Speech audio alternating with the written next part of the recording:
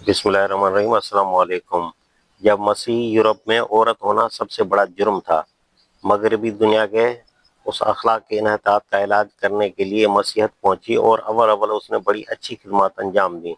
فواہش کا انسداد کیا، عریانی کو زندگی کے ہر شعبے سے نکالا، قحبہ گیری کو بند کرنے کی تدبیریں کی، طوائف، مغنیہ اور رقاصہ عورتوں کو ان کے پیشے سے توبہ کرائی اور پاکیزہ اخلاق کے تصورات لوگوں میں پیدا کیے۔ مگر عورت اور صنفی تعلقات کے بارے میں آبائے مسیحین جو نظریات رکھتے تھے وہ انتہا پسندی کی بھی انتہا تھے اور ساتھ ہی فطرت انسانی کے خلاف اعلان جنگ بھی۔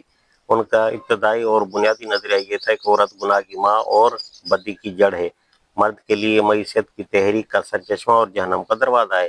تمام انسانی مصائب کا آغاز اسی سے ہوا ہے۔ اس کا عورت ہونا ہی اس کے شرمناک ہونے کے لیے کافی ہے۔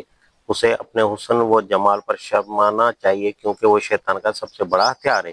اسے دائماً کفارہ ادا کرنا چاہیے کیونکہ وہ دنیا اور دنیا والوں پر لعنت اور مصیبت لائی ہے۔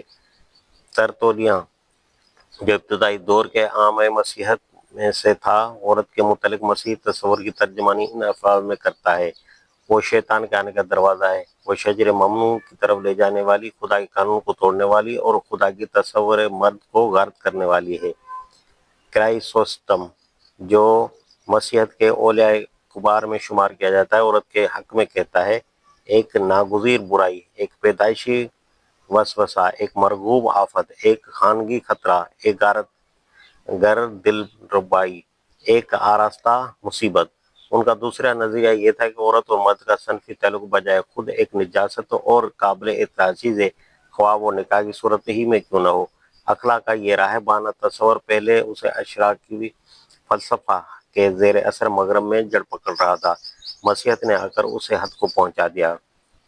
اب تجرد اور دوشیزگی معیار اخلاق قرار پائی اور قابل اور طاہل کی زندگی کا اخلاق کے اعتبار سے پست اور ذلیل سمجھنے جانے لگی۔ لوگ ازواج سے پرہیز کرنے کو تقویٰ، تقدس اور بلندی اخلاق کی علامت سمجھنے لگے۔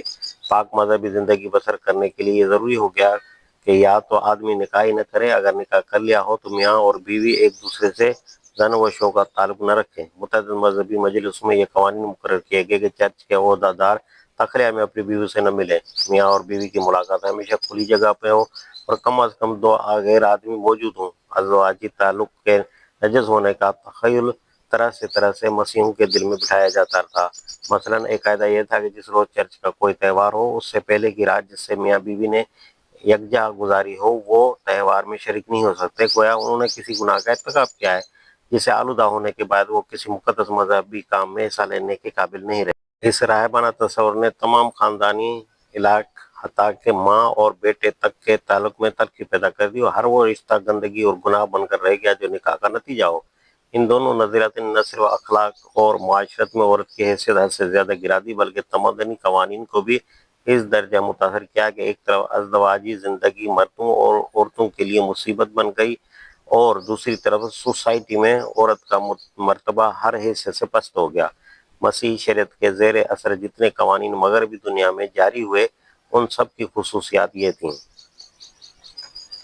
نمبر ایک، معاشی حیثیت سے عورت کو بالکل بے بس کر کے مردوں کے قابو میں دے دیا گیا۔ وراثت میں اس کے حقوق نہایت محدود تھے اور ملکت میں اس سے بھی زیادہ محدود۔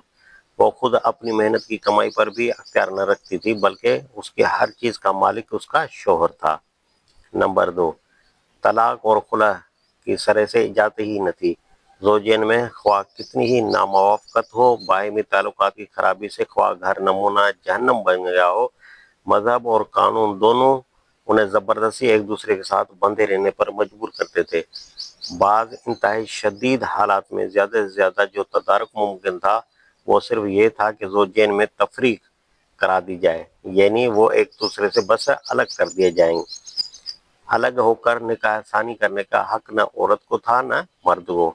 در حقیقت یہ تدارک پہلی صورت سے بھی بدتر تھا کیونکہ اس کے بعد ان کے لیے اس کے سوا کوئی چارہ نہ تھا کہ یا تو وہ دونوں راہب اور راہبہ بن جائیں یا پھر تمام عمر بدکاری کرتے رہیں۔ نمبر تین، شوہر کے مرنے کی صورت میں بیوی کے لیے اور بیوی کے مرنے کی صورت میں شوہر کے لیے نکاح ثانی کرنا سخت معیوب بلکہ گناہ قرار دیا گیا۔ مسیح علماء کہتے تھے کہ یہ محض حیوانی خواہشات کی بندگی اور ہوس رانی ہے۔ ان کی زبان میں اس فعل کا نام مہذب زناکاری تھا۔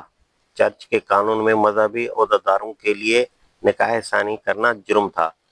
عام ملکی قوانین میں بعض جگہ اس کی سرح سے اجازت ہی نہ تھی، اور جہاں قانون اجازت دیتا وہاں بھی رائے عام جو مذہبی تصورات کے زیر اثر تھی اسے جائز نہ رکھتی تھی۔